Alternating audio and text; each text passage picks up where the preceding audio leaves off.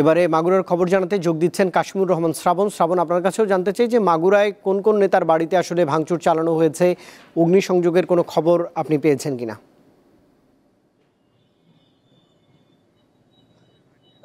যেমনটা বলছিলেন, মাগুরাতে কোনো রাজনৈতিক নেতার বাড়িতে এখন পর্যন্ত আজ এবং কাল কোনো ভাঙচুর হয়নি। যদিও ৫ তারিখের পরে মাগুরার সাবেক দুজন সংসদ সদস্য সাইফুজ্জামান শেখর এবং বীরেন শিকদার তাদের বাড়িতে ভাঙচুর সংযোগ করা হয়েছিল, সেটি সরকার পতনের দিনে বা পরের দিনে।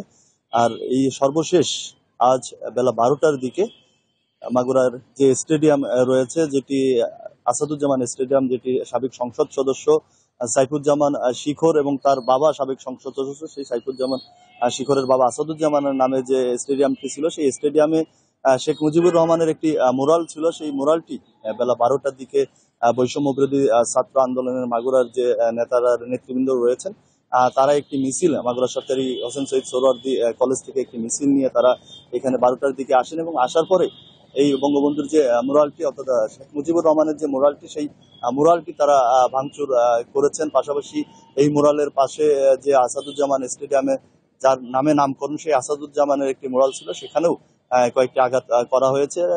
তবে বেশি সংখ্যক আমরা দেখেছি যে এই যে শেখ মুজিবুর রহমান তার যে মুরাল, সেই মুরালে মূলত ভাঙচুর করা হয়েছে এবং তারা বুলডোজার নিয়ে সেটি ভাঙচুর।